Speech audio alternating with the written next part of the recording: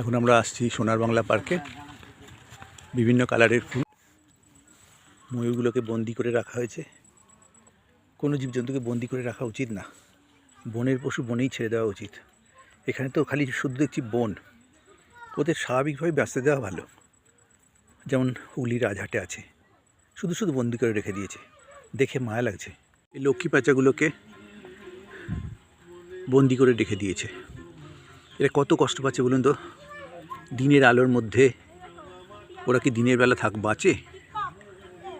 দর্শকের দেখার জন্যে ওদের রেখে দিয়েছে। এটাকে দেখুন, এই আইন সরকার নিজেই আইন ভাঙছে।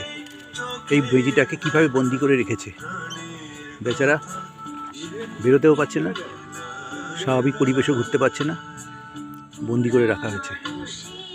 একে ওর উপযুক্ত পরিবেশে ফিরিয়ে দেওয়াই বেটার।